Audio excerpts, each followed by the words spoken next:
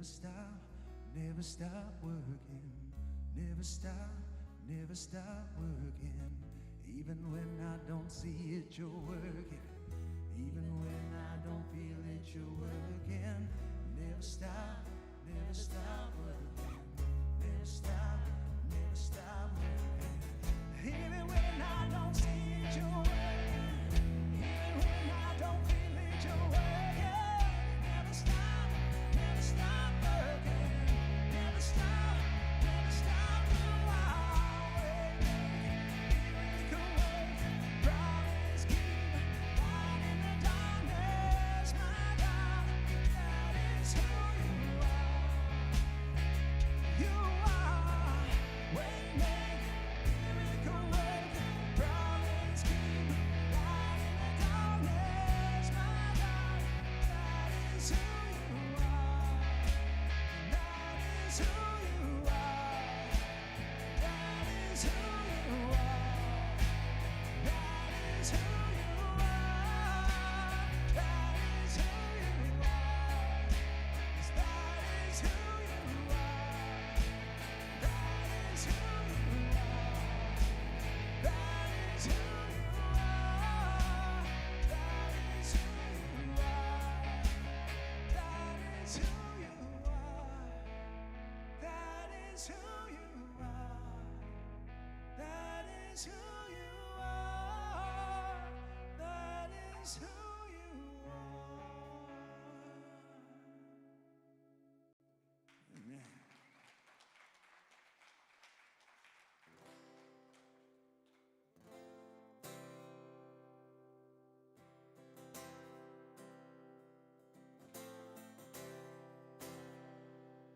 You've been walking the same old road for miles and miles. You've been hearing the same old voice, tell the same old lies. If you're trying to fill the same old holes inside, can't figure it out. John really likes this song. Better life, there's a better life. If you got pain, he's a pain taker. If you feel lost, he's a way maker. If you need freedom, a savior, he's a prison shaking savior.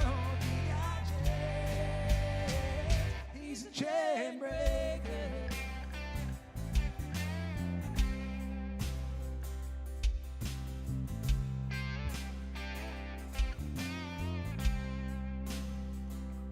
We've all searched for the light of day and the dead of night. We've all found ourselves worn out from the same old fight. We've all run to things we know just ain't right. There's a better life.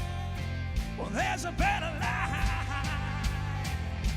If you got pain, he's a pain taker. If you feel lost, he's a way maker. If you need freedom, a savior, he's a prison shaking savior. If you got chains, he's a chain breaker.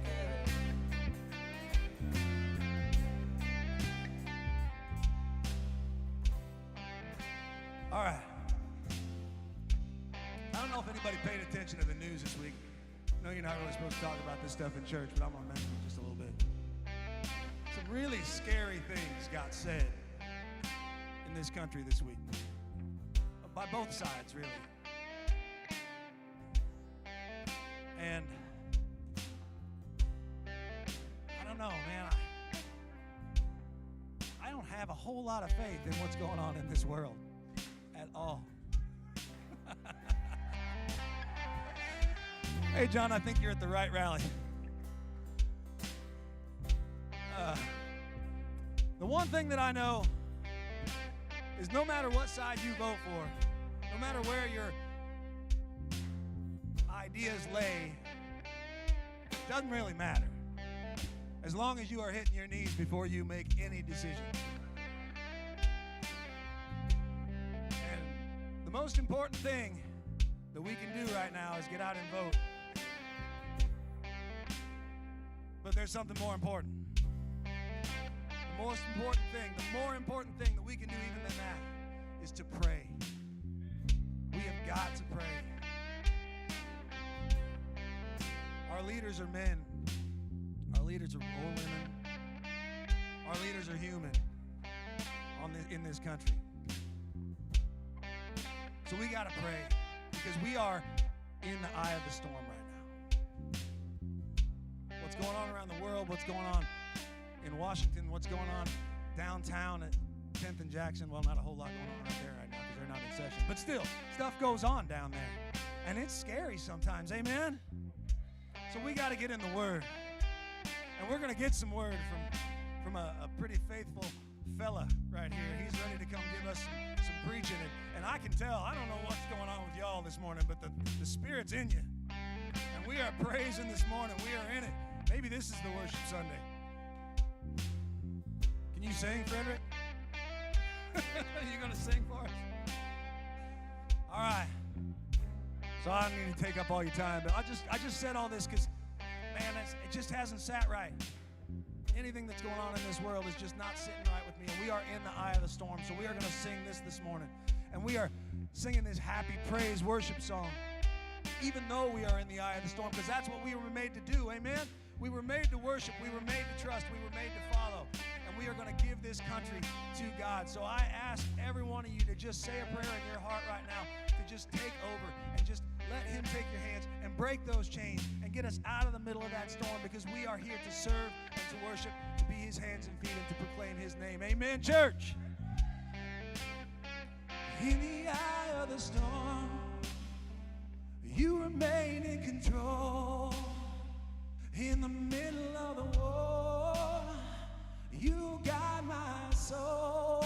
You alone are the anchor when my sails are torn. Your love surrounds me in the eye of the storm. In the eye of the storm, you remain in control. Yes, you do, Lord. You love the world. You guide my soul. You alone are the anchor when my sails are torn. Your love surrounds me in the eye of the storm.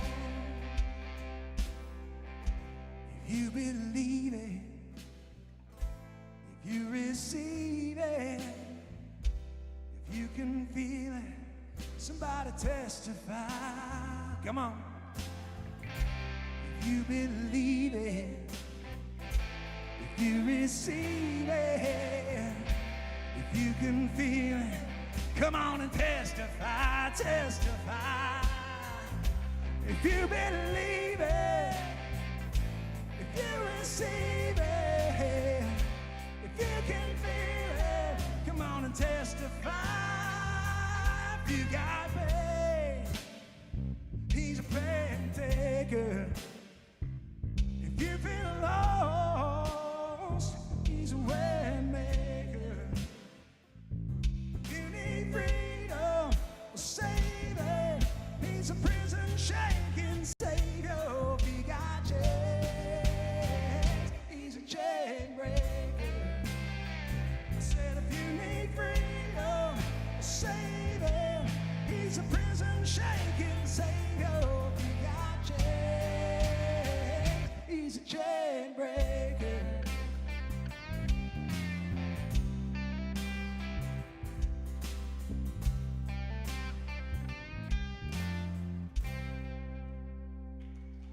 Amen. Church, be seated.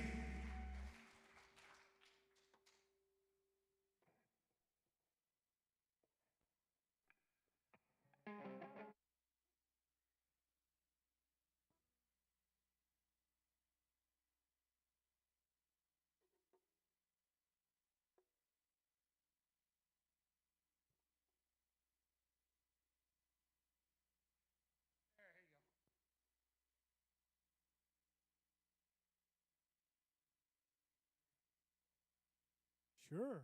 There we go. Give me a dead mic, Jamie, you know. I don't know if I can handle this thing after that, you know. It's kind of warm. Hallelujah. Wow.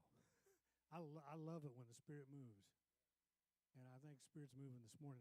I don't know about you, but I'm a musician. I grew up doing music. And I love music. And I'm sitting here this morning during that last song, and I'm listening. I don't know if you guys listen. One of the things I like to do is when I'm hearing music, I like to see if I can pick out the different instruments or the different voices. And sitting here during that last song, I was listening to Travis. And boy, there's some good old honking low notes, and I can't sing them anymore like I used to. But in that whole thing, you know, that's the foundation. That's that bass. That's the foundation we build. And boy, that bass gets a ripping, and you can just feel it inside of you. And I was thinking about that idea that what Jamie was talking about. We need a good foundation. And this, you know, not just because it's election time, but any time.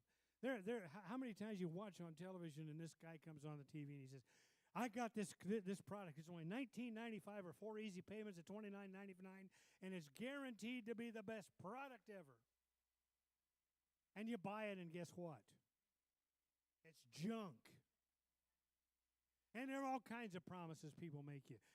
You know, you go to this shady-looking little used car lot, and the used car dealer says, boy, this thing, it was only driven on Sundays by a little old lady. That's the only time she ever drove it. It's never been driven faster than 10 miles an hour. And guess what? That's all the faster it'll ever go. You know, promises of things like that. This world is full of those kinds of promises. And, you know, we're hearing them all the time on TV right now, on the radio, and you see signs all over town. And I agree with Jamie. Get out and vote next week. Pray before you go, please. Pray that God will use whatever, whomever, to bring us back to Him. Promises. I heard the other day a sports commentator talking about trades that are made, you know, in sports. You know, if a player gets traded to another team and then he has to go and he has to learn a whole new system and all that. And sometimes they make it and sometimes they don't. But this guy said there's one trade that was made that's never been broken. There's one trade that was made a long time ago that has never changed. And that trade was made on the cross of Jesus Christ. Jesus traded His life for your sin and for my sin. Jesus said, if I be lifted up, I will draw all men unto myself. What a promise. Then He said these words from John chapter 11. If anyone serves me, he must follow me. And where I am, there will be my servant. If anyone serves me, the Father will honor him. That talks to you and that talks to me.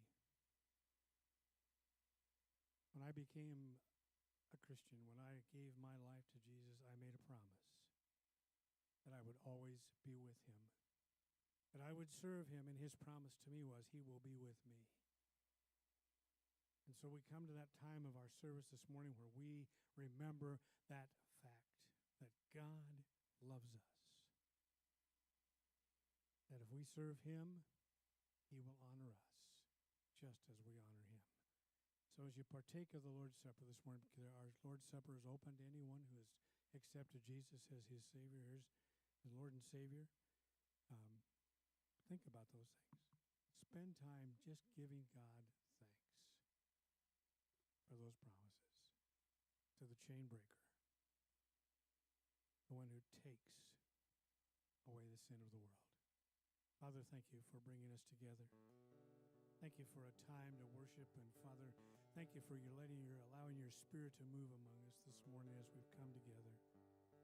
And Father, right now we just ask that you would bless this time of communion with you as we partake and as we pause and thank you for who you are and what you've done. In Jesus' name we pray. Amen. Sometimes my life just don't make sense at all. When the mountains look so big and my faith just seems so small. So hold me, Jesus, 'cause I'm shaking like a leaf. You have been King of my glory. Won't you be my Prince of Peace?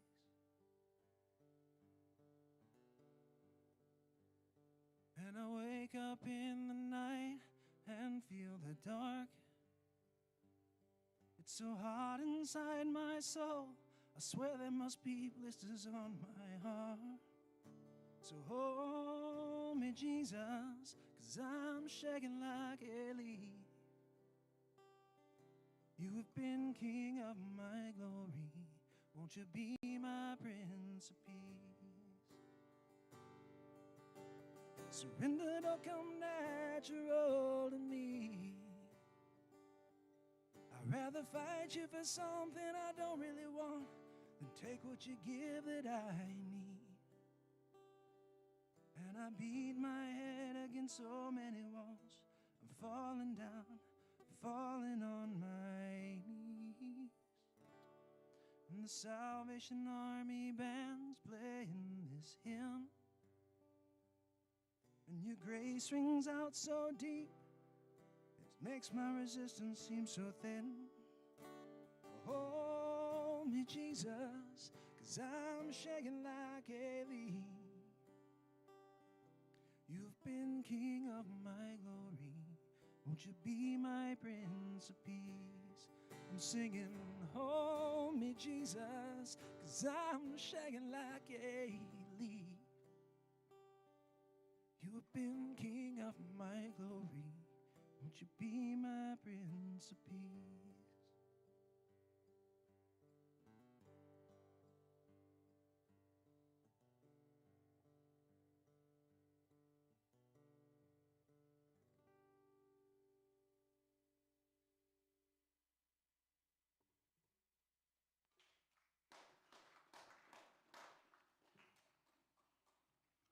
The kids are dismissed.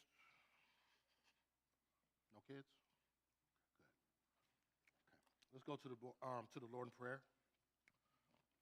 Heavenly Father, as we come to you this morning, we just want to first just thank you for just giving us this day that wasn't promised, another day to come faithfully and worship you and praise you and serve you and serve others.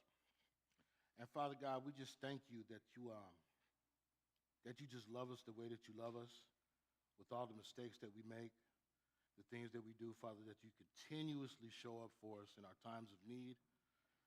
We thank you for the things that you give us, but especially for the things that you have taken away from us as well, Father. And Father, today I just pray that you would use me the way that you want to use me. Let your word flow through me, Father. And I pray for whoever needs to hear this word, Father, that it will penetrate their heart and that they would give it to somebody else who needs to hear it as well, Father. In Jesus' name, amen. Good morning. Good morning. Good morning. Hey. All right.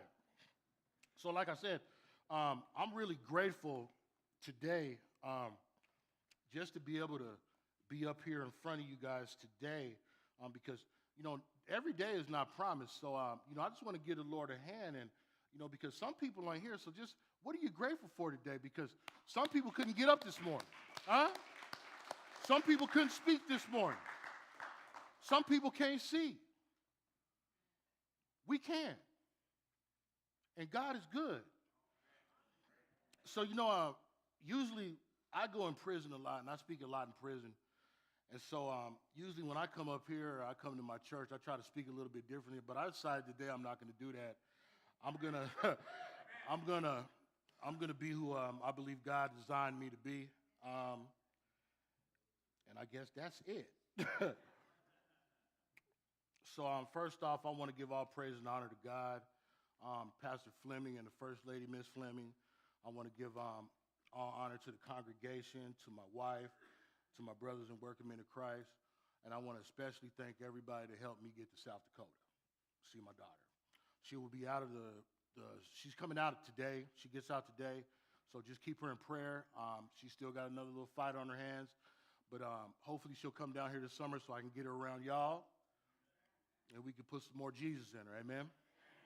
Because that's what she needs. That's what the world needs. The world needs more Jesus. We don't need more politicians. We need more Jesus. We got the ultimate leader, and we don't even use him in this world. And so today, what I wanted to really talk about was Paul. He's one of my favorite apostles in the Bible. I love Paul. I love where Paul started. I love the things that he did. Well, not what he did before, but what he did after. And it also shows you the things that he did before, what type of God we serve, considering everything that he did before he came to Christ, right?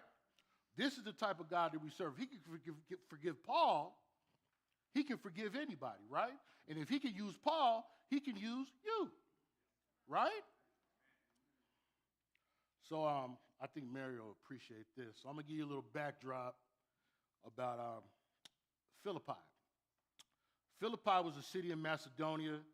It was actually a Roman colony, and everybody knows where Macedonia is, up in the Mediterranean, more like a port city, amen? The church was established during Paul's second missionary journey.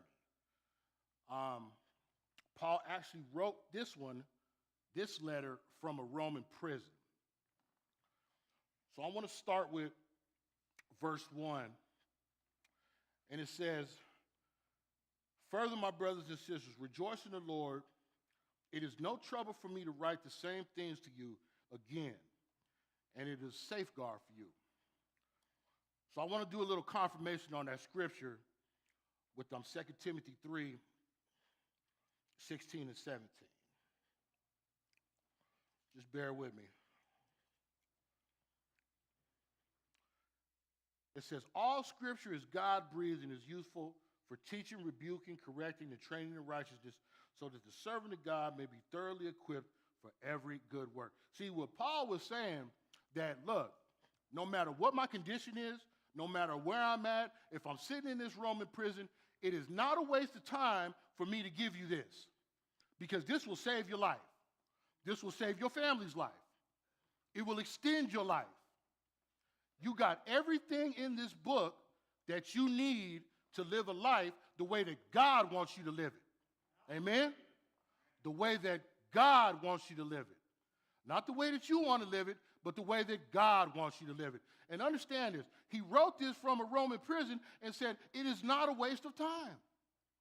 Paul could have been thinking about 10 million other things sitting in a Roman prison. I've sat in these prisons for 15 years, and I know I was thinking about a lot of stuff. I couldn't imagine what he was thinking about, but he didn't. He thought about people, and he thought about serving God no matter what the condition is. See, and I tell you, we want to serve God, but we want to serve God on our conditions. That's not how it works. We want to serve God in the perfect conditions. That's not how it works. God's going to use you sometimes in the worst positions, in the most uncomfortable positions. Because I'm going to tell you, I tell my guys this all the time. I said, if you ever step in my office and the first word that comes out your mouth starts with a Q, means quit, just turn around and walk out. I'm not trying to hear that, because I'm going to tell you why. There's this guy named Jesus that carried this cross all the way up this hill after he got beat almost to death, and he did not quit for us. How dare somebody come in here and talk about quit? Please. I don't want to hear it. I don't think Christ want to hear it either. Amen?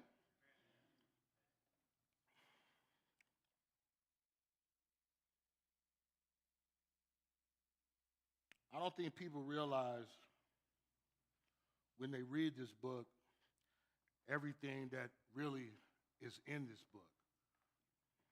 There's science in here. There's science, there's math. I mean, there's everything. It even shows you how to count money in here. You know, I mean, there's different languages in here. I mean, there's all kind of things in geography in this book. But the main thing in this book is love. There's love in this book, and it shows you how to love people, even the ones that don't love you. It'll show you how to love them. Because if you follow Jesus as the example, you will learn how to love people that don't love you, because he loved a lot of people that didn't love him. His own people, right? So this church in particular, it had a problem with people coming in and what they would do, and I mean, it happens today too. People will come in and they'll take this word, this beautiful word, and what they'll do is they'll change something.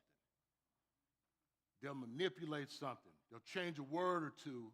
They'll curve it. They'll twist it. And what they'll do is they'll do it to their own desire for what they want. Right? So I tell my guys, y'all going to hear me say this a lot, my guys. I tell my guys this a lot.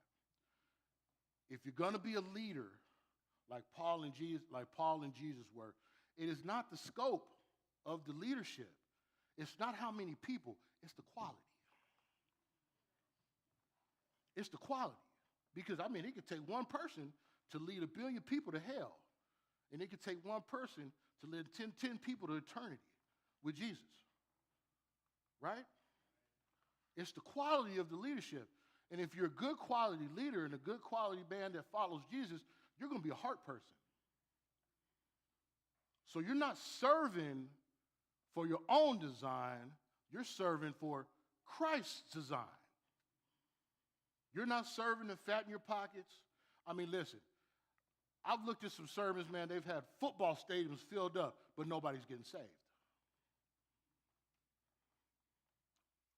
Last Wednesday, I went to a sermon, and I thought it was kind of funny that he said this, because he said, you know, you got these people out here now that say, look, we'll sell you a bottle of holy water and bless you, but send us $200 and we'll send you that water. We got this handkerchief that's blessed, send us $100 and we'll send it to you right through the mail. And people are buying this. People are really falling for this. There's no blessing in that. There's no blessing in that. And I'm going to show you. Verse 2 says, watch out for those dogs, those evildoers, those mutilators of the flesh. So now I kind of want to take you to Acts 19. I want to show you guys something. I want to walk you through something real quick. And I want to show you the difference between somebody that's spirit-led and somebody that's flesh-led, okay?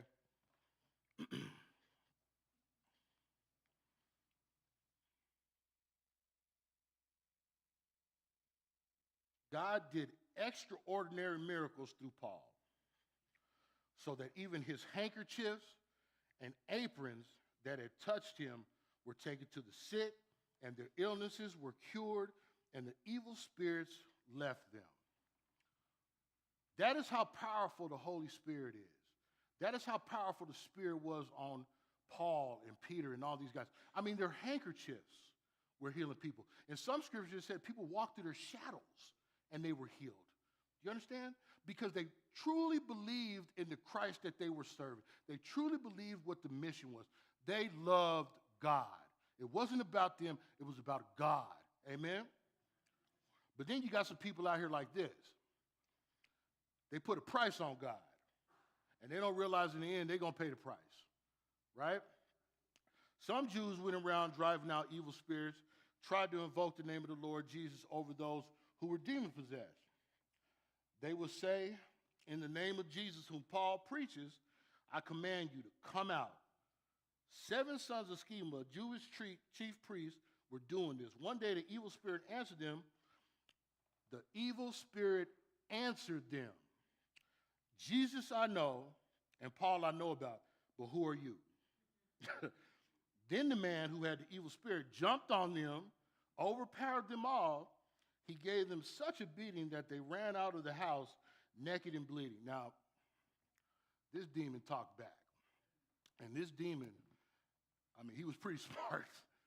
He said, hey, man, I know Jesus and I know Paul. He said, but who are you? Now, if this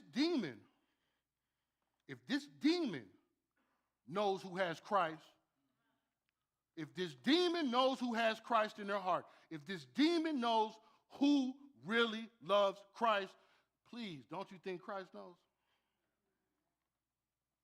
Demons fear Christ. This demon said, I know Paul. So he knows Paul had Christ in his heart. I see so many people today, they will follow somebody, they will follow a pastor, not for what they're saying, but for what they have. He got a Cadillac, he got a nice house, he got a nice wife, he got plenty of money, but he's standing up here and he ain't preaching nothing.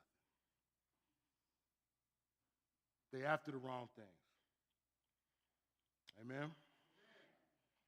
I mean, I'm just going to be honest with you. That's the world we living in right now. What do they call it? Prosperity preaching? I mean, that's just the world we're living in. It's called prosperity preaching, and it is a real thing. At first, I didn't believe it.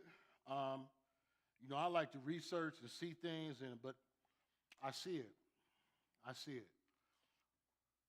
It becomes less about Christ and more about putting butts in seats. But I'm going to tell you here at Central Park Christian, it's more about Christ. Okay? That's why I've been going to this church for 5 years. Amen? So I thought Paul did something very interesting in this scripture. So at verse 3, he said, For it is we who are the circumcision. Back in that day, the Jews, they had to go through all these rituals, and it was rituals with the law, get circumcised and all that stuff. But when Jesus came, all that stuff was done away with. And so we who serve God by his Spirit, who boast in Christ Jesus, and put no confidence in the flesh, though I myself have reason for such confidence. So I thought this was really easy. On one hand, Paul is saying, look, we're going to worship Christ in spirit. Don't put any confidence in the flesh. He said, but listen, I can really put some confidence in the flesh if I want to. He said, I'm going to tell you why. He said, if someone else thinks they have reason to put confidence in the flesh, I have more. Circumcised on the 8th day of the people of Israel, of the tribe of Benjamin, a Hebrew of Hebrews, in regard to the law, a Pharisee. As for zeal, persecuting the church. As for righteousness based on the law, faultless. Basically what Paul is saying is all these things, my heritage, I'm a Hebrew, I'm a Pharisee, I was good at persecuting the church, I was good at all these things. All of them I was good at. I could brag about them. I made my bones about them. I got skin in the game. That's what Paul is saying. He says, I can have confidence in that if I decided I wanted to have confidence in it. And before he came to Christ, he did. If anybody's ever seen the book of Leviticus, could you imagine trying to memorize all I can't memorize 3. I mean, he had to memorize all of that. That's crazy. I couldn't memorize 3. So he's saying, once again, don't put any confidence in the flesh. So I'm here to tell you that your heritage, your money, how nice you are, how tall you are, how much you weigh, what a good person you are, that will not get you to heaven. Just keeping it real. That will not get you to heaven. What's going to get you to heaven? Jesus. Praise and faith. Good works are good. They're good. Works are good. But if you're doing them for you, you're just doing them for you. If you're doing them for Christ, that's a big difference. There's a difference. There's a difference. Because Christ ain't looking at what's in your pocket. He's looking at what's in your heart. Okay? He don't care how many cars you got. He don't care if you're walking. He wants what's in your heart.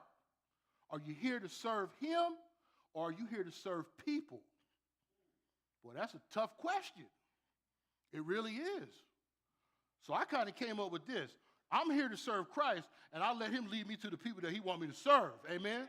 Come on, man. That's what it's about.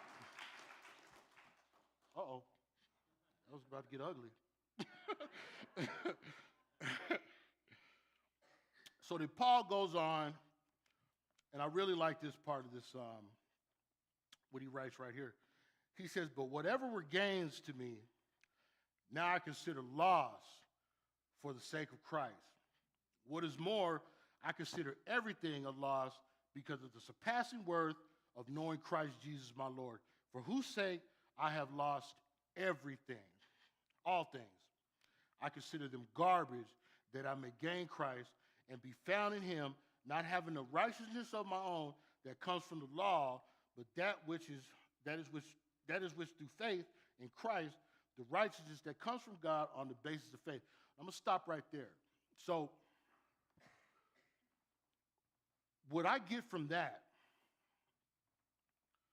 and what I'm hearing Paul saying, is, see, we live in this world for so long, right?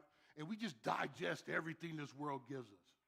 I mean, man, we just eat it up like a bowl of soup, you know, like a pork rib or something, a steak, whatever you like. I mean, we just eat it up, and we eat it up constantly. It comes through the radio. It comes through your phone. It comes through your TV. Sometimes it comes through your family. Amen? It comes through your school system. And we just eat this stuff up, right? But when you come to Christ, there's a change that's going to have to happen. There's a change that's going to have to happen. All this stuff that the world gives you, it means nothing. And it is garbage compared to knowing Christ. Because the stuff the world gives you will not last forever, but the stuff that Christ gives you will stay in you forever. Your children's children will be able to benefit off the stuff that Christ gives you. Because see, what Christ does, he likes to bless generationally, just like he curses generationally. It's true. He'll bless you, he'll bless your children and your children's children. That's why it's so important what we do today is not just for us, it's for them. It's for them. Amen? It might not be biologically my child, right? It might not be biologically my child, but what I'm doing today is for somebody else's child. Amen? That's how I look at it. Whatever I do today is for somebody else. Amen? I want to know Christ, yes. To know the power of his resurrection and to participate in his sufferings, becoming like him in his death, and so somehow attaining to the resurrection of the dead.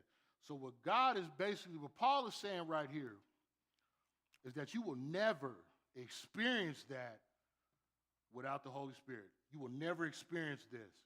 You will never experience the things of Christ, of God, without this Spirit. See, I kind of call it the painful shift, because I tell everybody, when you start following Christ, you're going to lose things. How many of y'all believe that? Amen. When you follow Christ, you're going to lose a whole lot of things. And some of them are going to be painful. I'll give you an example. I was stuck in addiction for many, many years. Many years. And finally, when I got sober, it was a painful experience coming from addiction and trying to stay sober with all the triggers and everything else that was out there. It was a painful shift trying to learn how to live a different way than what I was used to living. I was used to living for Fred and Fred alone. And then when I started serving Christ, I figured out, you know what? I can't live for Fred no more. I got to live for Christ, whoever else Christ want me to live for. So I had to give myself up.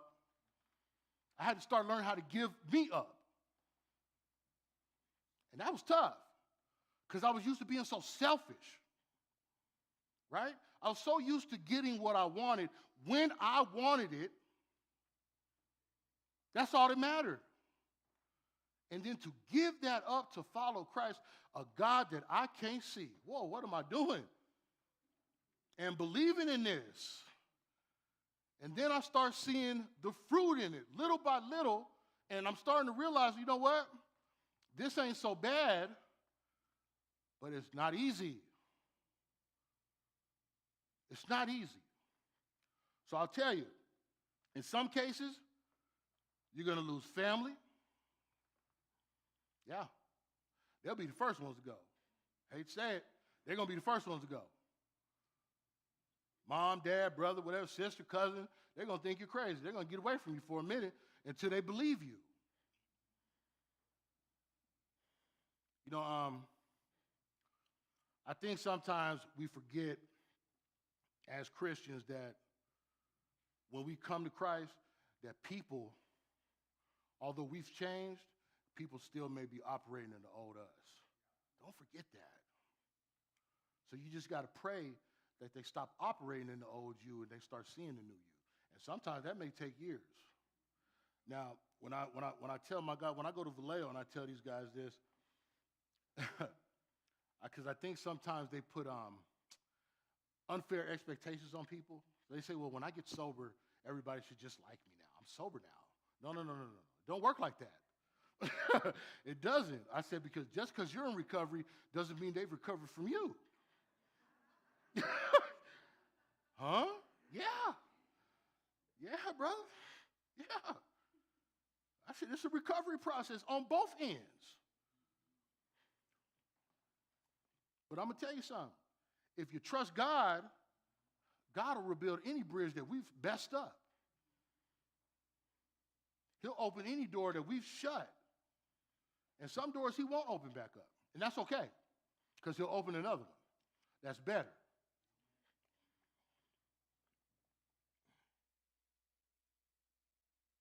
Okay, verse 12. Not that I have already obtained all this. Now, this right here, before I start this one, I think a lot of the men and women that I deal with on a daily basis, and even a lot of people probably in here today, I think this is one of the biggest problems that we have when we start serving Christ. And I'm going to tell you, it's also one of the biggest traps that the enemy uses, okay? Not that I have already obtained all this or have already arrived at my goal, but I press on to take hold of that for which Christ took hold of me. Now, I'm going to stop right there.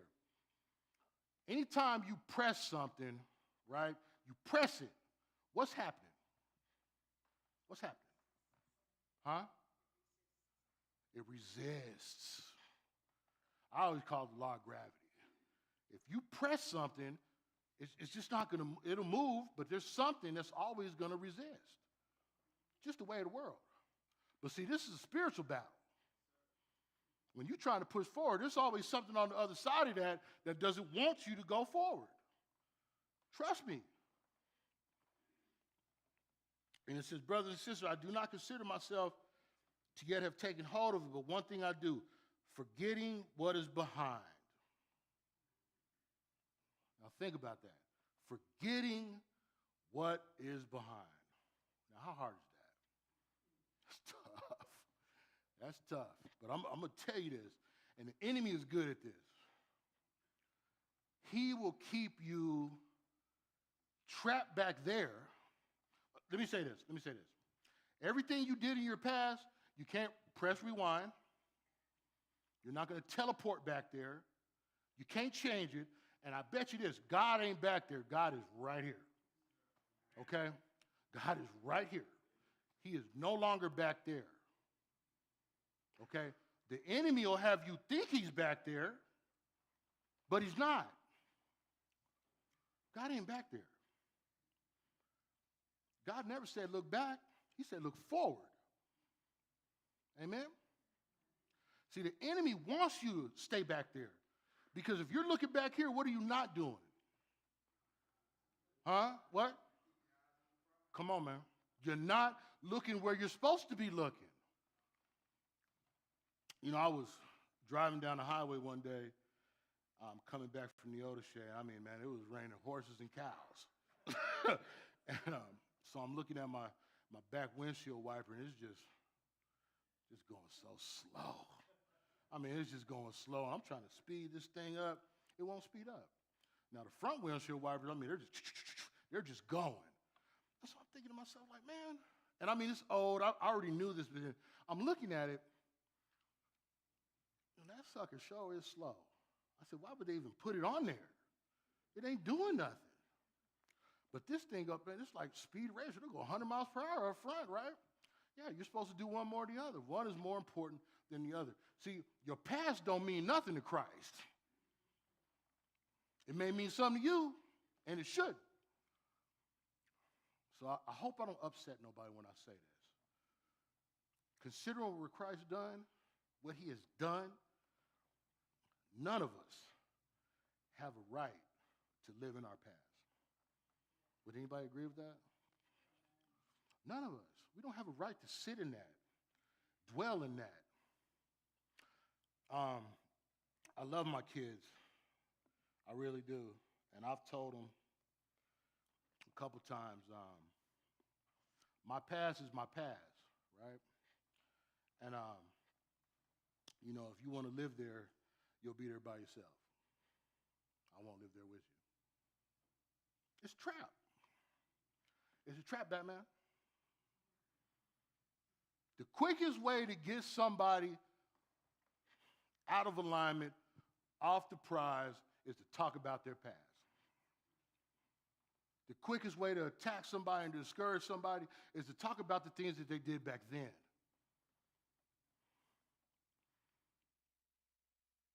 Before they knew Christ. The quickest way. And the enemy is good. Well, remember when you did this? Remember when you did that? And I'm going to tell you something. God uses people to save people, but the enemy uses people to save. I'm telling you, the enemy uses people to distract people and throw people off too. Believe me. So I want to tell you guys, your past is just what it is. It's the past. Good Lord. Sorry. So I want to go to 2 Corinthians 5:17. Just confirm this.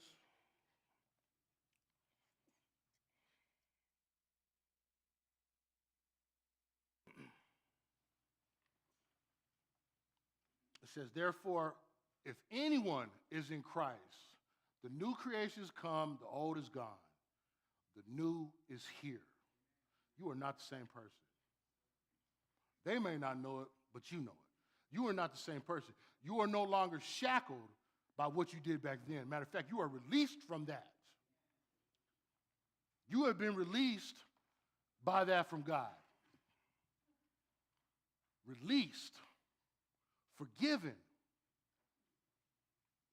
Move past it. I tell my guys this all the time. Move past it. Don't hold on to it. Because, you know, honestly, if you think about it, it's just something we're not built to carry. Because if we were built to carry, then why did Christ go to the cross? It don't make no sense. If we was built to carry all this sin and all our past, why did Christ go to the cross? Was it a joke? I don't think so. He went through all of that for nothing? No. I mean, he's really telling you something. Let it go. It's that simple, right? Let it go. Can we let it go?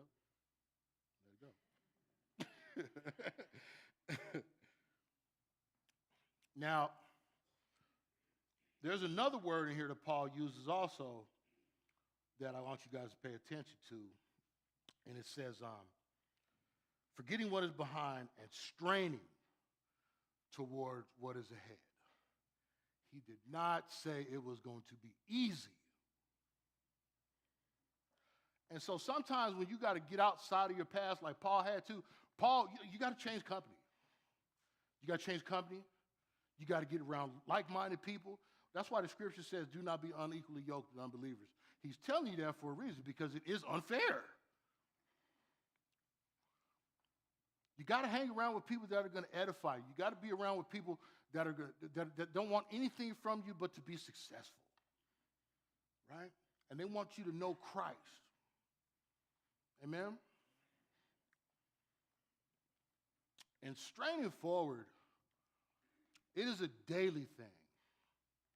And what I mean by that is when you get on your knees in the morning, night, noon, or whenever you do, you're crucifying whatever it is that's holding you back. You're stapling it to the cross again. You're giving it to Christ. Ooh. You're giving it to God. And this has to be daily. Sometimes 4 or 5 times a day. Keep giving it to him, because that's what he wants you to do. There's no limit on what you can give him.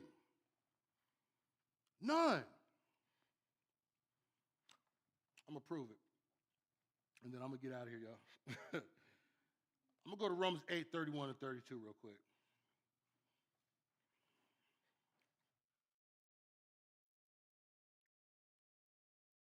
It says, what shall we say then in response to these things? If God is for us, who can be against us? He who did not spare his own son, but gave him up for all of us, how will he not also, along with him, graciously give us all things? Now listen, to me that says everything's on the table. He says, I gave you my son, I gave you my son, guess what? I will give you more if you want more. Sometimes I think it's hard for people to actually believe that. I had to read it a couple times for me to believe it, that he actually put this out here. He said, I will give you more. I gave you my son, and I will give you more. There is nothing that we can't go to this God with. There is nothing that we can't dump in his lap. He's prepared for it. He's seen it all. There's not a problem he hasn't handled, sickness, whatever. Am I lying? He knows how to take care of it. We just got to trust him. We just got to trust him. You remember the woman that bled for 12 years? Woman that bled for 12 years. So if you've ever seen an old school street in Jerusalem, I mean, they weren't big. They weren't big. So imagine Jesus walking through this street and this little lady and all these people around Jesus. But she was determined that she was going to touch that cloak. She said, man, if I touch that cloak, I'm going to be healed. Imagine what she had to do to get to the cloak. And nobody knows how long the cloak was. I don't know how long it was. All these people around this man asking for different things. But she got close enough to touch the cloak, and he said power. He said he felt the power come out of him. Amen? That's how we got to fight to get to the cloak continuously every day. No matter what it looks like, no matter what the circumstances, we got to fight to get to Jesus. We got to keep fighting to get to Jesus, and we got to fight to stay with Jesus. Amen? All right, one more thing, and I'm gone.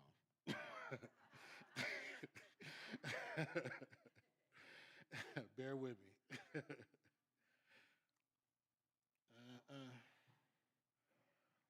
All right, 14. And it says, I press on toward the goal to win the prize for what God has called me to heavenward in Christ Jesus. Christ is the goal. Christ is the goal. That's where we want to be. We want to be with God. We want to be with God. But we have to come from that old life and come into the new life in order to experience God. Like I said, once that old life starts chipping off, it's going to be painful. But once you get to the other side, you'll see all that stuff that you coveted, you didn't need it. It was worthless. Every now and then I'll take a peek back. I said, boy, I didn't need that. I said, boy, I didn't need that. It was worthless. It was garbage. I didn't need it. Amen. Well, I appreciate y'all. I love y'all. Thank you.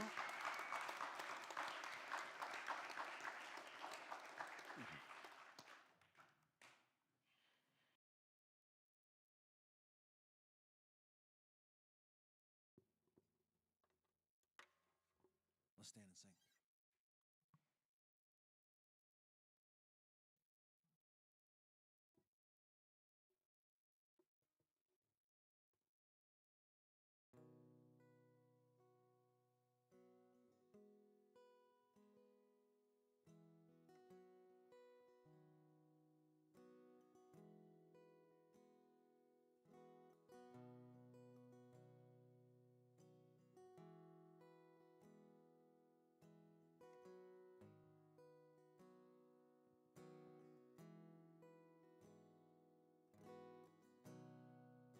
Worthy of every song we could ever sing,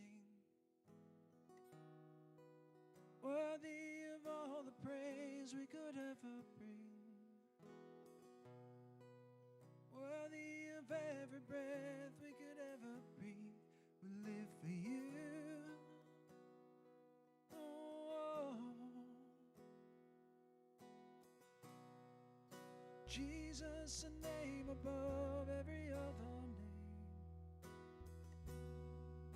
Jesus, the only one who could ever save.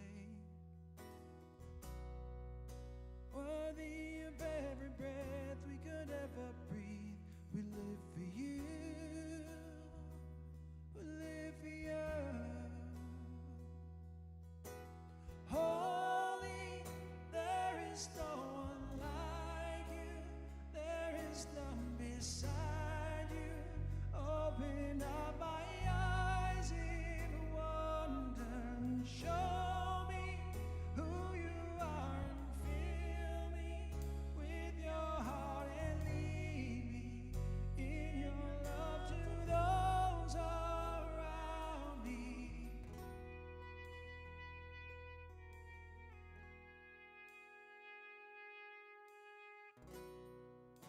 Worthy of every song we could ever sing,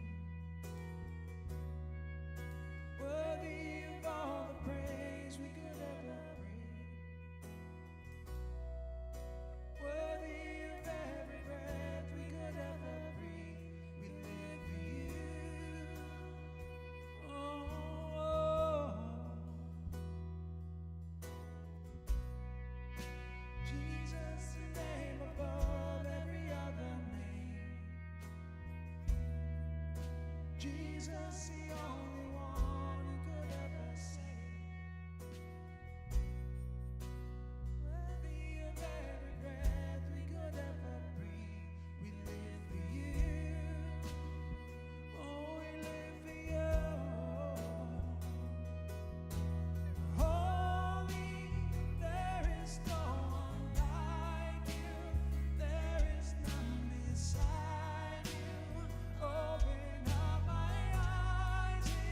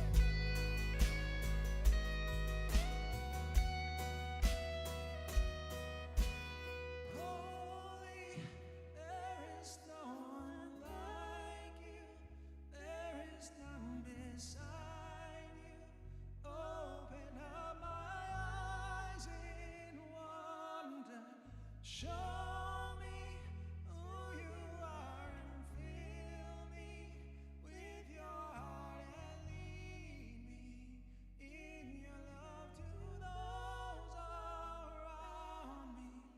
Holy, there is no one like you. There is none beside you. Open up my eyes in wonder and show me who you are and fill me with your heart and lead me in your love to those around me. I will build my life upon your love. It is a firm foundation. I will put my trust in you alone, and I will not be shaken.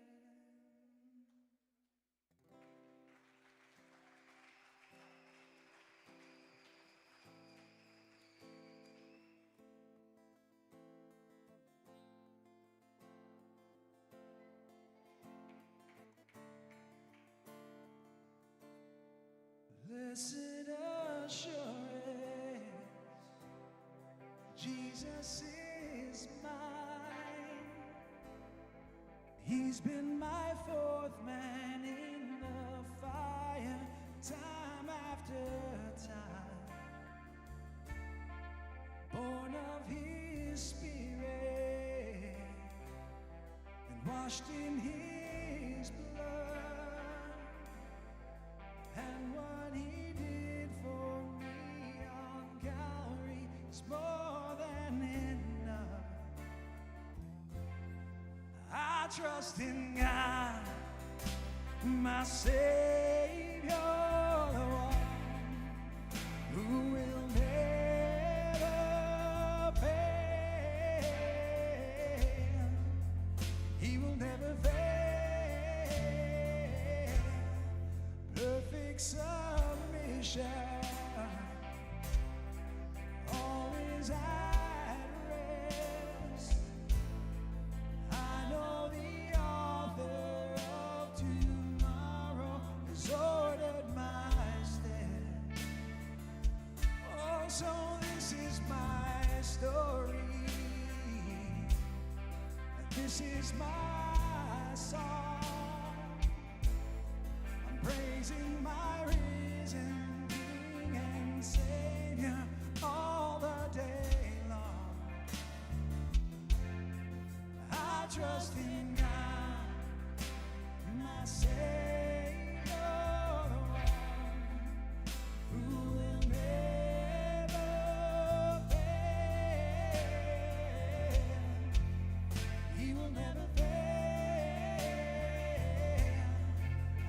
Trust in God, my Savior, the one who will never fail.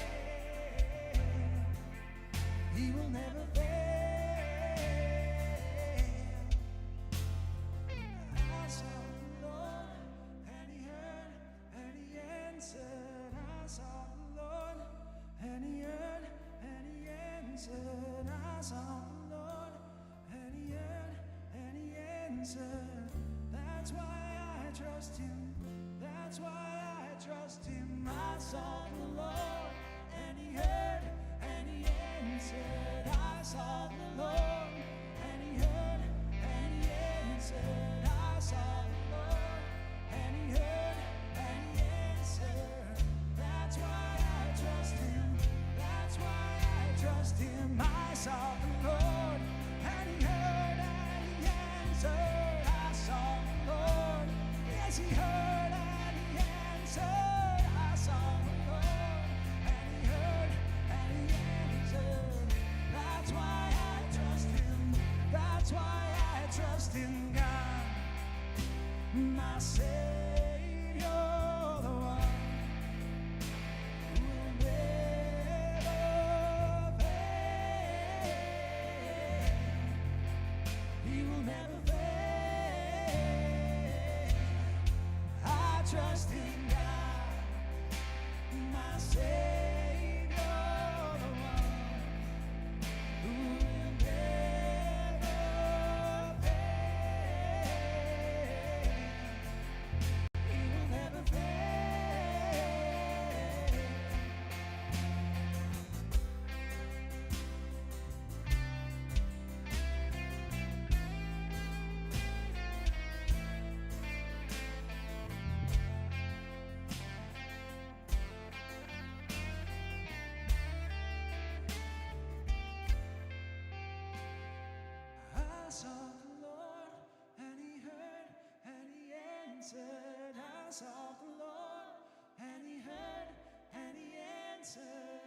sought the Lord, and he heard, and he answered. That's why I trust him. That's why I trust him. I sought the Lord, and he heard, and he answered. I sought the Lord, and he heard, and he answered. I sought the Lord, and he heard, and he answered. That's why I trust him. That's why I trust in God.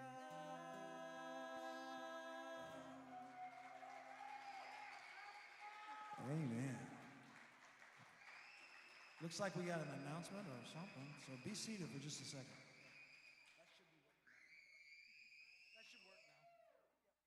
That should work now. As long as the lights. Okay. Jesus just called me to testify this morning. I fell down some stairs about 1.5 years ago, and I tore my shoulder up. And I have not been able to lift my arm to the Lord.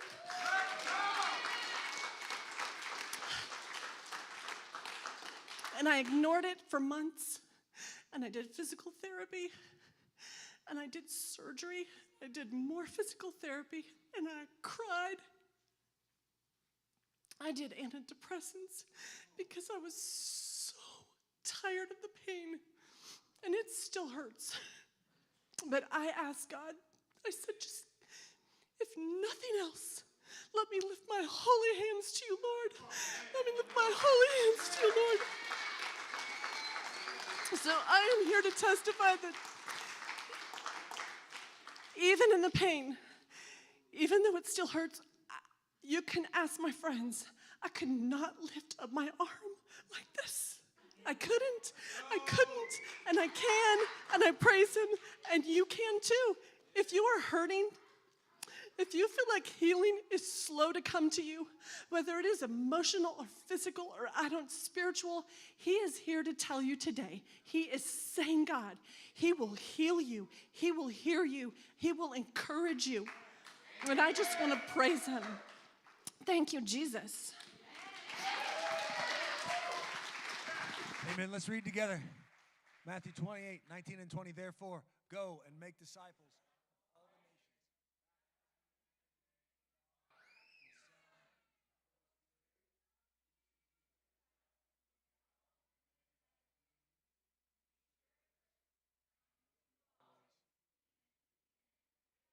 nations. Hey, the Lord was here in this building, bigger than life this morning. Amen. He's always here. But did everybody in this room not feel the Spirit move today, this morning?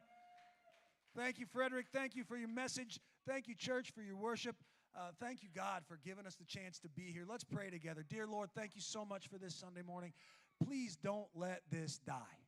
Please don't let this fade. It is so important right now in our world that we be your light.